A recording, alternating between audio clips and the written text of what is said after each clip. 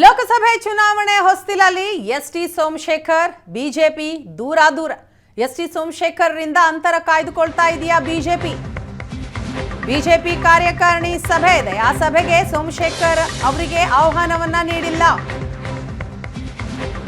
ಹಾಗಾದರೆ ಲೋಕಸಭೆ ಚುನಾವಣೆಯ ಹೊಸ್ತಿಲಲ್ಲಿ ಸೋಮಶೇಖರ್ರಿಂದ ಅಂತರವನ್ನ ಕಾಯ್ದುಕೊಳ್ತಾ ಇದೆಯಾ ಬಿಜೆಪಿ ಕಾರ್ಯಕಾರಿಣಿ ಸಭೆಗೆ ಸೋಮಶೇಖರ್ಗಿಲ್ಲ ಆಹ್ವಾನ.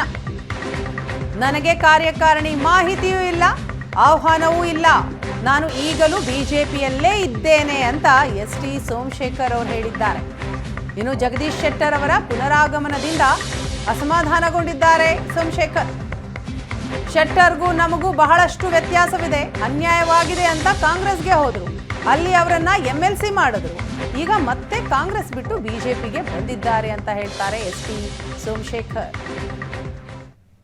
ಸರ್, ಈಗ ಜಗದೀಶ್ ಶೆಟ್ಟರ್ ವಾಪಸ್ ಬಂದಿದ್ದಾರೆ. ನಿಮ್ಮನ್ನು ಕೂಡ ಈಗ ಒಂದಷ್ಟು ಬಿಜೆಪಿಯಲ್ಲೇ ಇದ್ದೀನಲ್ಲ. ಶೆಟ್ರಿಗೂ ನಮಗೂ ಡಿಫ್ರೆನ್ಸ್ ಇದೆ. ಶೆಟ್ರು ಕಾಂಗ್ರೆಸ್ ಪಕ್ಷಕ್ಕೆ ಹೋದ್ರು, ಅನ್ಯಾಯ ಆಗಿದೆ ಅಂತೇಳಿ ಕಾಂಗ್ರೆಸ್ ಪಕ್ಷ ಅವ್ರನ್ನ ಗುರ್ಸಿದ್ರು, MLC ಮಾಡಿದ್ರು. ತಿರ್ಗಾ ಮತ್ತೆ ಕಾಂಗ್ರೆಸ್ ಪಕ್ಷ ಬಿಟ್ಟು ಬಿಜೆಪಿಗೆ ಅವರು ಹೋಗಿದ್ದಾರೆ. ನಂದೇನು ಕ್ವಶನ್ ಇಲ್ಲ, ನಾನು ಇನ್ನೂ ಬಿಜೆಪಿಲಿ ಇದ್ದೀನಲ್ಲ. ಅಲ್ಲ, ಈಗ JDS ಮತ್ತೆ ಬಿಜೆಪಿ ಒಂದಾಗ್ತಾ ಇದೆ, ಸೊ ಅದಕ್ಕೆ ಕೆಲ ಶಾಸಕರು ಕೂಡ ವಾಪಸ್ ಅಲ್ಲಿಗೆ ಹೋಗ್ತಾರೆ ಅಂತ. ಅಲ್ಲ ಏನಿಲ್ಲ, ಯಾರೇನ್ ಜೊತೆ ಆದ್ರೂ ವೋಟ್ ಮಾಡೋರು ಯಾರು? ಜನಸಾಮಾನ್ಯರು ವೋಟ್ ಮಾಡೋರು.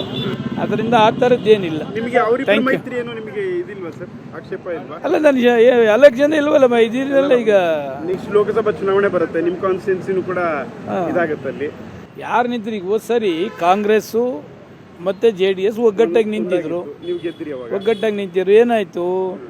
ಏನು ಆಗೋದಿಲ್ಲ. ಯಾವ ಪಕ್ಷ ಮೈತ್ರಿ ಆದ್ರೂ ಕೂಡ ಜನಸಾಮಾನ್ಯರು ತೀರ್ಮಾನ ಮಾಡ್ತಾರೆ, ವೋಟರ್ಸ್ ತೀರ್ಮಾನ ಮಾಡ್ತಾರೆ. ಏನ್ ಮಾಡ್ತಾರೆ?